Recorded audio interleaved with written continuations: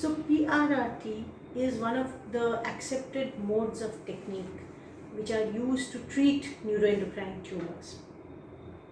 But how do you determine whether PRRT is the treatment of choice for your condition? So whenever we talk about neuroendocrine tumors, why are they called neuroendocrine tumors? Because their cell of origin is from the neuroectodermal cells, and these tumors have certain endocrine functions, which means they secrete certain hormones which cause some symptoms in the body depending on the kind of hormone which is being secreted.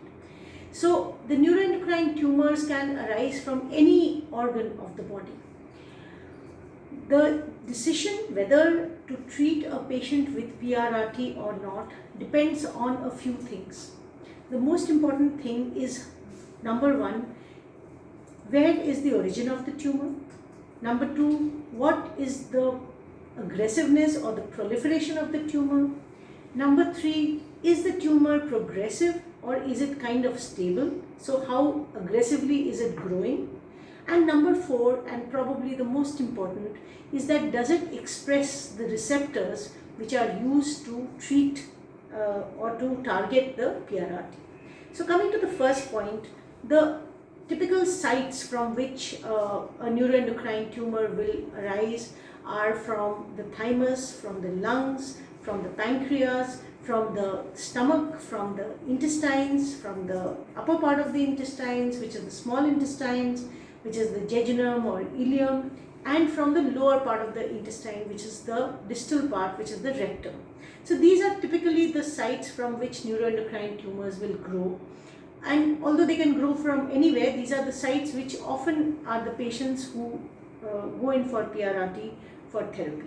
Now, out of all these sites, the lung and the pancreas are probably the more aggressive tumors as compared to the small intestine and the rectum, which while has a tendency to spread to the liver much more than the lung tumors, usually has a more indolent course. So number one, where is the site of the disease? Second, what is the proliferation of the tumor? So if you look at your histopathology report, you will find something called a Ki67 or a MIB index. Now the Ki67 or MIB index actually says how aggressively this tumor is growing. If the Ki67 is less than 20%, then if it is less than 2%, then it is a grade 1 tumor. If it is between 2 to 20%, then it is a grade 2 tumor. If it is more than 20% or more than 30% now according to the newer guidelines, then it is a grade 3 tumors. And there are certain more varieties of neuroendocrine tumors which are the poorly differentiated or the undifferentiated, or what we call as the neuroendocrine carcinomas. Now typically PRRT is used for grade 2 tumors, which means that the MIB index or the Ki67 should be between about 2 to 30%. Third point is that how aggressively is it growing. So it is important, because these tumors are often indolent, it is important to establish that this tumor is either progressing, so it is growing and there are new sites of disease. That is the intent to treat. That is the time when one should actually think of using PRRT. If the tumor is fairly stable, patient is asymptomatic, then we can wait and watch.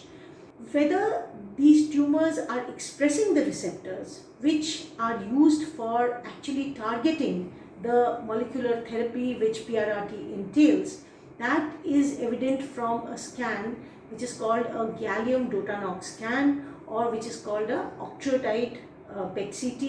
You can have different kinds of PET-CTs. You can have a gallium-68 DOTANOX whole body scan, which is a PET scan, which is specifically for neuroendocrine tumors. You can also have some technetium Hinetox scans, which also look at the receptors. So the important thing here is to establish and to document that the tumor is showing a good receptor expression, so that we have the target to actually treat these patients.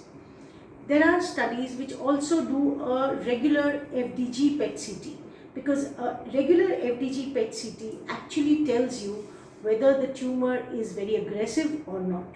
It also has some prognostic factors whereby a tumor which is positive on an FDG PET-CT scan is less likely to benefit from PRRT. So there's again, you have to compare the two studies, one somatostatin receptor or an octreotide scan versus an FDG scan.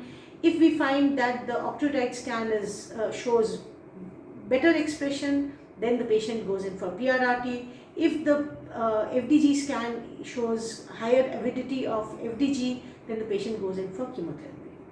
So the important things in deciding whether to go in for PRRT or not is that the tumor should be progressive, it should have a low proliferation index, and it should express the somatostatin receptors with a lot of avidity as compared to the regular FDG scan.